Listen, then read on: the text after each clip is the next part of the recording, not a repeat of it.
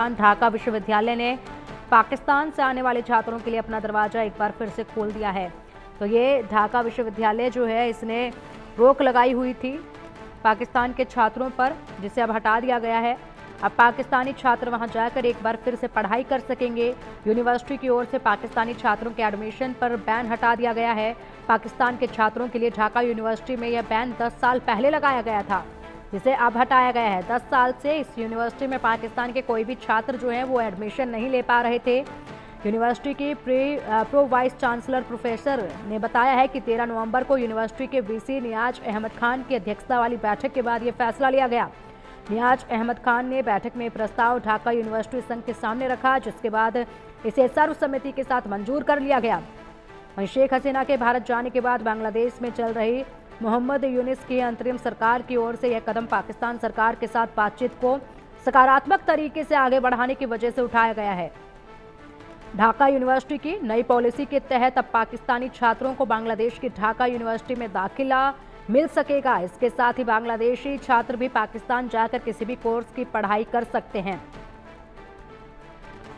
तो एक समय पर पाकिस्तान के साथ संबंध खत्म हो गए थे बांग्लादेश के, लेकिन ढाका विश्वविद्यालय एक शैक्षणिक संस्थान है और ऐसे में कई छात्रों को स्कॉलरशिप और सम्मेलनों के लिए पाकिस्तान जाने की ज़रूरत होती है। वहीं इन संबंधों को सामान्य करने को लेकर चर्चा की गई, जिस पर यह हल निकला है। तो पाकिस्तान से बांग्लादेश का दोस्ती का हाथ आगे बढ़ता नजर आ रहा है, क्योंकि जिस तरीके से फैसला लिया गया है, ऐसे में ये अब जाहिर हो चुका है कि पाकिस्तान और बांग्लादेश के बीच में अब नज़दीकियां जो है बढ़ रही हैं। एक तरफ तो बांग्लादेश में हिंदू शरणार्थियों के साथ जिस तरीके से व्यवहार किया जा रहा है, हिंदू लोग जो वहां पर रह रहे हैं उनके साथ जो व्यवहार किया जा रहा है, वो बांग्लादेश सरकार को जो है कटघरे में खड़ा करता है। इनको लगातार चुनौती दी गई और जिस तरीके से वहां पर इन लोगों को ट्रीट किया गया, उसके बाद सख्ती नहीं देखी गई सरकार की तरफ से। और वहीं दूसरी तरफ अब यूनिस सरकार जो है वो पाकिस्तान की तरफ हाथ बढ़ाती नजर आ रही है। यानी कि एक तरह से बांग्लादेश की जो सरकार है वो बांग्लादेश को पूरी तरह से मुसीबतों की तरफ ढकेलने में लगी हुई है, इसलिए यही माना जाएगा। जहां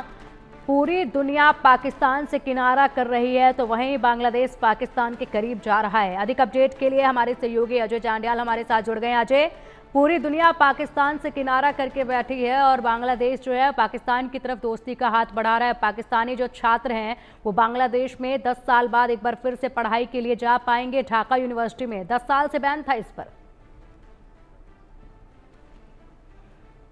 देखिए, एक चीज़ को समझना होगा पिंकी, जिस तरीके से पाकिस्तान में लगातार बांग्लादेश में हस्तक्षेप किया और उसके बाद शेख हसीना का तख्ता पलट हुआ, उसके बाद जब बांग्लादेश का इस्लामीकरण होने का सिलसिला शुरू हुआ है, उसके पीछे पूरी तरीके से पाकिस्तान है। और पाकिस्तान दरअसल वो भरपूर कोशिशें कर रहा है कि किसी भी तरीके से बांग्लादेश को जो है इस्लामिक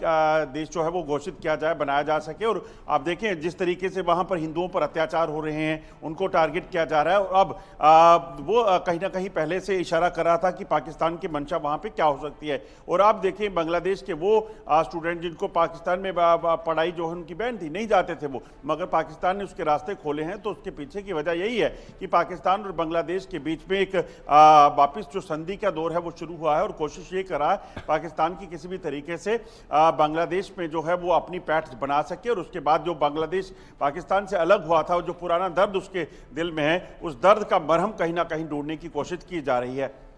लेकिन अजय, जिस तरीके से आपने बताया कि जो दर्द का मरहम ढूंढने की कोशिश की जा रही है, ऐसे में ना तो बांग्लादेश के हालात इस वक्त बेहतर हैं और पाकिस्तान के हालात जिस तरीके से हैं वो दुनिया में जगजाहिर हैं। तो ये एक दूसरे के साथ मिलकर किस तरीके से आगे जो है इस दुनिया में खुद को कायम रख पाएंगे, कैसे आगे की इनकी रणनीति जो है वो देखी जाएगी, क्योंकि यहाँ से महज एक शुरुआत देखी जा रही है। जिस तरीके से वहाँ पर अब बांग्लादेश में शेख हसीना के भारत आने के बाद हिंदुओं के साथ जो बर्ताव किया गया है, उसके बाद पाकिस्तान की तरफ से ये हाथ बढ़ाया, पाकिस्तान की ओर ये हाथ बढ़ाया है, तो ऐसे में इंडिया का क्या कुछ इस पर रुख रहेगा, भारत का, ये भी बताइएगा।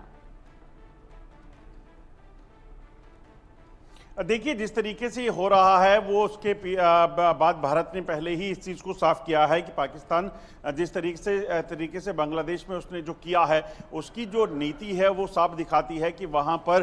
पाकिस्तान अपनी पैठ बनाने के प्रयास करा और इसी वजह से शेख हसीना को वहाँ से हटाया गया। और उसके बाद जिस तरीके से वहाँ पर हिंदुओं को टारगेट किया जा रहा है, भारत ने एक चीज़ साफ कर दी है कि किसी भी तरीके से ये बर्दाश्त नहीं किया जाएगा और इसको लेकर देश और दुनिया भर को ये बताया जा रहा है कि कैसे वहाँ पर माइनॉरिटीज़ को टारगेट किया जा रहा है। और ऐसे में भारत का रुख बड़ा साफ है, कभी भी जो है इस चीज़ को बर्दाश्त नहीं किया जा सकता। आने वाली रणनीति जो है वो भारत की क्या होगी वो कहीं ना कहीं जो फॉरेन मिनिस्ट्री है वो बताएगी, मगर उसके साथ साथ ये ज़रूर हो जाता है कि जिस तरीके से अभी वहाँ की तस्वीरें निकल कर सामने आ रही हैं, जिस तरीके से उन्हें टारगेट किया जा रहा है, हिंदुओं को, माइनॉरिटीज़ को, जिस तरीके से पाकिस्तान का हस्तक्षेप बढ़ा है और जिस तरीके की बयानबाजियाँ इस वक्त बांग्लादेश में जो यहाँ पर इंटरिम गवर्नमेंट जो बनाई गई है उनके बयान आ रहे हैं, उससे ये साफ हो जाता है कि कहीं ना कहीं पाकिस्तान के ही ये सारी किया जा रहा है। एक वक्त में भारत ने जो है बांग्लादेश को और वहाँ के लोगों को जो बचाया और उसके बाद तमाम मदद दी ताकि बांग्लादेश जो है अपने कदमों पर खड़ा हो सके, उस पूरे सिस्टम को बिगाड़ने के लिए इस वक्त जो नई इंटरिम गवर्नमेंट है और पाकिस्तान है वो लगे हुए हैं। बिल्कुल। और इसी के साथ अजय, अगर बात कर ली जाए तो पाकिस्तान के कितने प्रतिशत ऐसे छात्र होंगे जो बांग्लादेश में जाकर पहले पढ़ते होंगे? क्या ये आंकड़ा रहता होगा कि जो पाकिस्तान के जो छात्र हैं वो बांग्लादेश का रुख करते होंगे आगे की पढ़ाइयों के लिए? देखिए, पहले ये जो मामले थे बेहद कम थे, मगर अब उसे बढ़ाने का प्रयास करने का मकसद बड़ा साफ है ताकि वहाँ के युवाओं को पाकिस्तान अपने शीशे में उतारना चाहता है। क्योंकि पहले इसलिए नहीं हो पाता था क्योंकि वहाँ पर शेख हसीना की सरकार थी और वहाँ उनको पता था कि पाकिस्तान दरअसल किस तरीके से जो अपने हालात वहाँ पे बने हुए हैं, जो आतंकवाद है, जो भुखमरी है वहाँ पर, वही हालात बांग्लादेश में पैदा कर सकता है। और इसीलिए ये चीज़ें वो जो है वहाँ की सरकार उस वक्त ज़्यादा अलोड नहीं करती थी, मगर अब अगर वो सिलसिला शुरू हो रहा है तो उसके पीछे का मकसद बड़ा साफ हो सकता है कि एक तो पाकिस्तान को पुरानी जो टीस है, जो पुराना दर्द है वो जागेगा और उस चीज़ को मरहम के तौर पर पाकिस्तान ढूंढ रहा है, मगर दूसरी तरफ पाकिस्तान की मंशा ये है कि वो अपनी वहाँ पर पैठ बना सके, ना सिर्फ स्टूडेंट्स के जरिए स्टूडेंट्स को वहाँ पर एडमिशन देकर, बल्कि और अपनी जो रेडिकलाइजेशन पाकिस्तान की जो वो करता है युवाओं में, लोगों में, उस चीज़ को कहीं ना कहीं बढ़ावा देने की कोशिश जो है इस वक्त मौजूदा सरकार की और कहीं ना कहीं पाकिस्तान की हो सकती है। बिल्कुल अजय, जिस तरीके से बढ़ावा देने की और एक तरफ अगर बात की जाए तो दोनों देश एक दूसरे के करीब आ रहे हैं और पहला रास्ता यहाँ पर ये ढाका यूनिवर्सिटी ने खोल दिया है 10 साल के बाद। और ऐसे में ये भी है कि अब जो बांग्लादेश के छात्र हैं वो पाकिस्तान जा सकेंगे। इसके अलावा अगर बात की जाए कि ऐसे आगे कौन सी रोक है जो पहले के वक्त इन पर लगाई गई हो और अब वो भी खुलने के आसार नजर आ रहे हों? देखिए, अभी तक तो ये सामने स्टूडेंट्स को लेकर ही सामने आया है, मगर ऐसा माना जा रहा है कि आने वाले दिनों में ऐसी कई और फैसले पाकिस्तान जो है वो ले सकता है। जिस तरीके से लगातार वहाँ पर हालात बने हुए हैं, पाकिस्तान की मदद से बांग्लादेश में जो मौजूदा सरकार बनी है वो कर सकती है, जिसके ज़रिए कहीं ना कहीं वहाँ पर बांग्लादेश का भी, जैसे पाकिस्तान एक इस्लामिक कंट्री बना हुआ है उसी तर्ज पर जो है वहाँ पर भी इस्लामिक नेशन जो है उसको घोषित किया जाए, उसको बनाने की प्रयास किया जाए और इसी चीज़ को लेकर जो है माइनॉरिटीज़ को टारगेट करने का सिलसिला शुरू है। आप पाकिस्तान से देखें, जो तस्वीरें सामने आती हैं उसमें देखा जाता है कि कैसे माइनॉरिटीज़ को या तो जबरन जो है उनको कन्वर्ट किया जाता है, नहीं तो उनको मार दिया जाता है। ऐसे हालात बांग्लादेश में बनाने का प्रयास पाकिस्तान ज़रूर करेगा, क्योंकि पाकिस्तान को पता है कि वहाँ पे जो लोग रहते हैं, जो शेख हसीना के समय में जिनको